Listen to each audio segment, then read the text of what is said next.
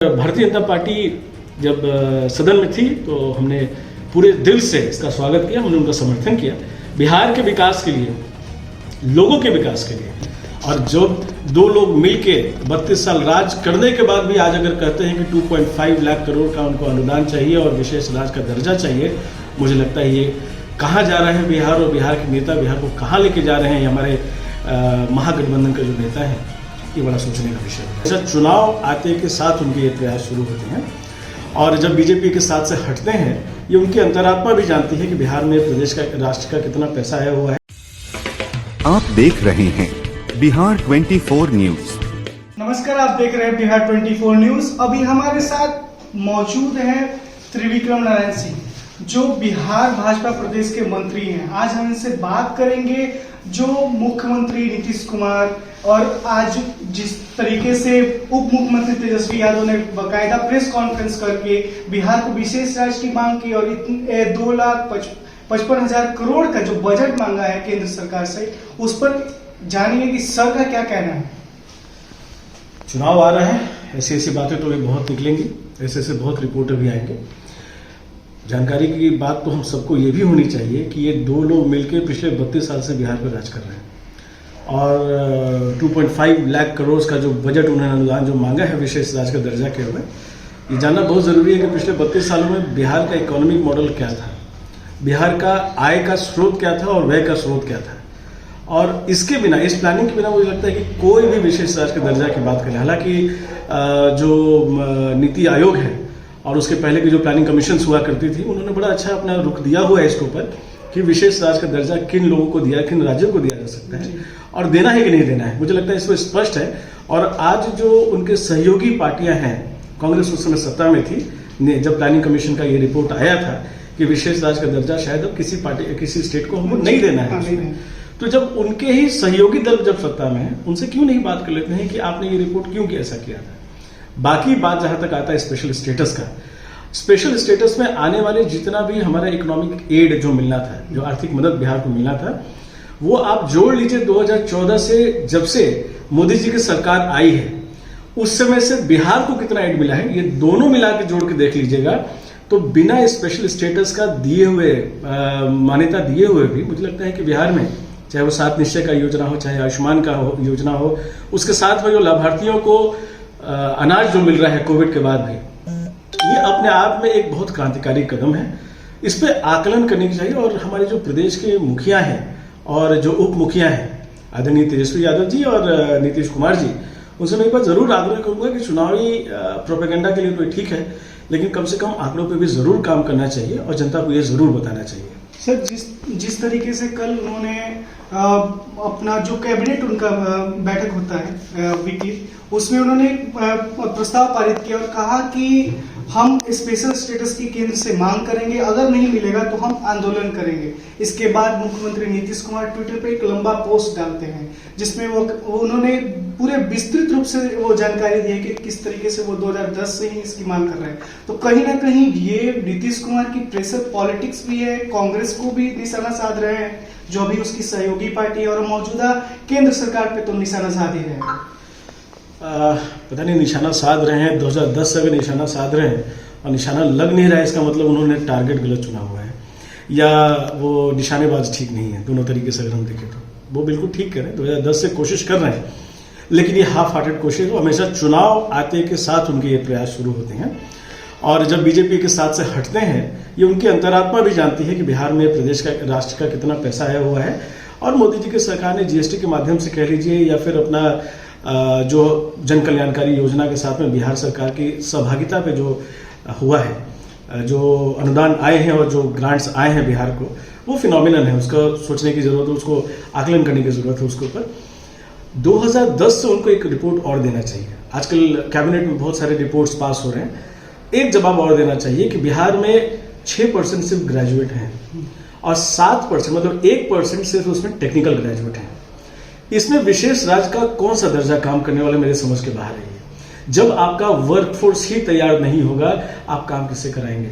लेकिन जब हमारे पास सोच ही वो नहीं है, बिहार आज इन्वेस्टमेंट का हब बनाने की हम सब बात करते हैं। भाजपा की सरकार जब साथ में थी उस समय आदरणीय शहनवाज हुसैन जी मंत्री थे, विभाग के उद्योग मंत्री थे, और जिस तरीके से इथेनॉल की क्रांति बिहार में आई और साथ में अलग अलग क्षेत्रों में जो इन्वेस्टमेंट का एक रास्ता खुला था, चाहे वो फार्मास्यूटिकल पॉलिसी ले लीजिए, चाहे वो टेक्सटाइल पॉलिसी ले लीजिए, मुझे लगता है कि बिहार से बढ़िया उनके द्वारा बनाया हुआ टेक्सटाइल पॉलिसी पूरे भारत में नहीं होगा।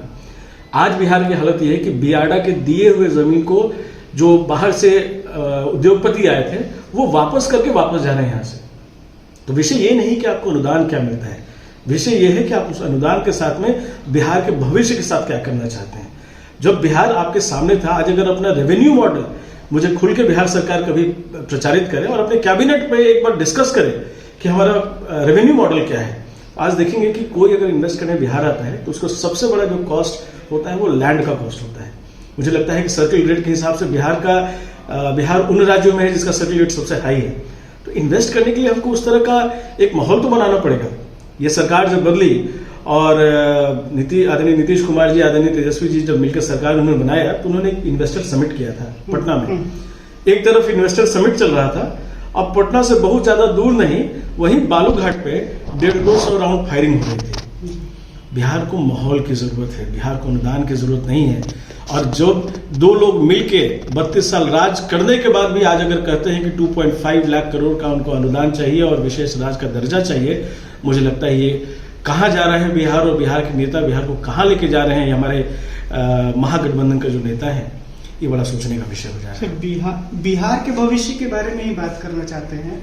तो अगर देखें तो केंद्र सरकार की मनाही के बावजूद उन्होंने जाति जनगणना कराई, उसके बाद जो आंकड़े हैं उस पर आधारित हमने देखा कि पिछले दिनों रिजर्वेशन का कोटा भी बढ़ा दिया गया, 75% उसका दायरा कर दिया गया है। तो ऐसा नहीं है कि नीतीश कुमार खुद की जो महत्वाकांक्षा पूरी करने के लिए केंद्र का ब्लैकमेल अगर कहें या बिहारियों के साथ एक खेल खेल रहे हैं। थोड़ा सा फैक्चुअल आपको मैं करेक्ट करना चाहूंगा। ये जातिगत जो सर्वे हुआ है वो सर्वे नीतीश कुमार जी ने अकेले नहीं कराया है। 500 करोड़ का ग्रांट था, 500 करोड़ का बजट था इस सर्वे को कराने के लिए, और उस समय भारतीय जनता पार्टी के साथ उनकी गठबंधन की सरकार थी और उस पर सहमति बनी थी और कैबिनेट का मुहर उस पर लगा था जिसमें इस ग्रांट का अनुदान दिया गया था और सर्वसम्मति से यह पारित किया गया था कि हम जातिगत जनगणना कराएंगे। भले अपनी पीठ को ठोक लें, लेकिन मुझे लगता नहीं है कि जब हम दो लोग साथ में सरकार चला रहे हो तो इकलौता कुछ वो कर लेंगे उसके ऊपर। इस पूरी योजना की मुहर भारतीय जनता पार्टी के साथ में थी। आरक्षण को आप ऊपर से नीचे लेके कभी भी देख लें, चाहे वो मंडल कमीशन के कांग्रेस उनके साथ में है। 1980 में मुझे जहां तक याद आ रहा है मंडल कमीशन का आयोग रिपोर्ट सबमिट हो गया था उसमें, और 11 साल तक मुझे लग रहा है कि कांग्रेस की सरकार थी, कभी उसकी चर्चा कभी हुई नहीं आज तक उसके आगे। तो उस समय फिर जब बीपी सिंह की सरकार आई, भारतीय जनता पार्टी ने उनको सपोर्ट किया, तब ये पारित हुआ था। अब आप आगे चलिए, बिहार में कर्पूरी ठाकुर जी की जब सरकार आई और बिहार में जिस तरह से जो आरक्षण लागू हुआ, आदरणीय श्रद्धेय हमारे कैलाशपति मिश्र जी थे उस समय सत्ता में, हम लोग सहयोगी थे, हम लोगों ने मदद किया उसको। तो लालू जी के टेन्योर में मुझे नहीं लगता कि बिहार को कभी आरक्षण मिला होगा। और मुझे तो लगता है कि जो 75% इन्होंने किया, इसको थोड़ा सा साइंटिफिक और करते और थोड़ा समय और देते और चुनाव के आपाधापी में जल्दी में नहीं करते, मुझे लगता है कि और विस्तृत हो सकता था और बढ़िया से ही हो सकता था। और भारतीय जनता पार्टी जब सदन में थी तो हमने पूरे दिल से इसका स्वागत किया, हमने उनका समर्थन किया। बिहार के विकास के लिए, लोगों के विकास के लिए जो छूट गए हैं, जो आकांक्षी वर्ग हैं, हमारे प्रधानमंत्री जी के और हमारे पंडित दीनदयाल जी के उपाध्याय के जब हम बताए हुए रास्ते पर हमारी पार्टी चलती है, जो अंत्योदय है और कोई भी आकांक्षी वर्ग हमसे छूटे नहीं, तो ये तो हमारी योजना है, ये तो हमारा विचारधारा है जिस पर भारतीय जनता पार्टी चल रही है। तो इससे अलग कैसे हो सकते हैं। हाँ, चुनाव अब आ रहा है, चुनाव लोगों को नजदीक दिख रहा है। अभी तो नीतीश जी को भरोसा भी नहीं कि उनकी सरकार कितने दिन चल पाएगी तेजस्वी जी के साथ में, कब तेजस्वी जी उनको डंप करेंगे या वो तेजस्वी जी को डंप करेंगे। तो आपाधापी है, रेस चला हुआ है क्रेडिट लेने का, दोनों को पहले क्रेडिट लेकर निपट लेने दीजिए। उसके बाद एक बार जरूर कभी मैं प्रेस के भाइयों से आग्रह करूंगा कि विशेष राज का दर्जा में 2.5 लाख करोड़ का जो उन्होंने मांग किया है उसका क्या करेंगे और उनका 10 ईयर्स का जो रोड मैप होगा वो क्या करने वाले हैं। और पिछला जो 15 साल था, 15 से 32 साल उनका और दोनों का मिला के उसका कैसे उन्होंने किया है। और हमारे जो ह्यूमन रिसोर्स का डेवलपमेंट था, जो कि किसी राज्य की सबसे बड़ी पूंजी होती है, ह्यूमन रिसोर्स डेवलपमेंट के साथ उन्होंने क्या आज तक किया है उसको पर जरूर बताना चाहिए। सर, बीजेपी के जो प्रदेश अध्यक्ष सम्राट चौधरी, उन्होंने कहा कि बिहार को स्पेशल स्टेटस नहीं, नीतीश कुमार को स्पेशल ट्रीटमेंट की जरूरत है, तो ऐसा ही मानना है आपका भी कुछ? बहुत दुखद है जब हम लोग ये देखते हैं। मैं समर्थन करता हूँ अपने प्रदेश अध्यक्ष जी का। जब नीतीश जी को, जिसको बिहार में जब बीजेपी के साथ वो आए थे तो उनको विकास पुरुष का नारा दिया गया था, सुशासन बाबू कहा गया था उनको। और आज चाहे वो मीडिया हो, चाहे वो देश दुनिया में हो, नीतीश जी किस तरह से जाने जाते हैं, अफसोस तो हम लोग को भी बहुत होता है। क्योंकि बात ये मुख्यमंत्री की नहीं, बात ये हमारे बिहार की है। हम सब बिहारी हैं और अपने आप को गर्व महसूस कराना चाहते हैं। वो जंगल राज का वो दशक भी हमको याद है जब बिहारी बाहर के देशों में, बाहर के राज्यों में एक गाली बनकर रह गया था। बहुत मुश्किल से उस जंगल राज से बीजेपी ने नीतीश जी को अपने कंधे पर बैठा के और उस जंगल राज से हम लोगों ने बाहर निकाला था। लेकिन घूम फिर के आज फिर सिर्फ ये सोचिए कि कोई हमारा स्टूडेंट कहीं बाहर पढ़ रहा होगा और हालिया जो बिहार में जो घटनाएं हुई हैं, हमारे सूबे के मुख्यमंत्री, हमारे सूबे के मुखिया जिस तरह के बयान दे रहे हैं और ऊंचे अधिकारी उसके ऊपर हंस रहे हैं, उन लोगों पे जो बाहर हैं उन पे क्या बीत रही होगी कि हमारा बिहार कहाँ चला गया। तो परसेप्शनली हम बिहार को फिर जंगल राज में लेकर चले गए। फिर आज बिहारी आने वाले समय में एक गाली की तरह यूज होगा अगर हम आज नहीं चेतन हो। दुखी तो हैं, हम सब दुखी हैं, क्योंकि हमारा भारतीय जनता पार्टी का सत्ता कभी भी फर्स्ट प्रायोरिटी नहीं रहा। हमारा फर्स्ट प्रायोरिटी बिहार रहा, बिहार के युवा रहे, बिहार के लोग रहे, बिहार का विकास रहा। लेकिन वो सब कहीं पीछे छूट गए हैं। अब देखते हैं कि आगे क्या होगा। तो जैसा कि हमने सुना कि त्रिविक्रम नाथ सिंह ने कहा कि बीजेपी का एक ही एजेंडा है, वो है जनता और जनता की भलाई और बिहार का विकास। बाकी तमाम खबरों के लिए देखते रहिए बिहार 24 न्यूज और हमारे साथ बने रहिए। धन्यवाद।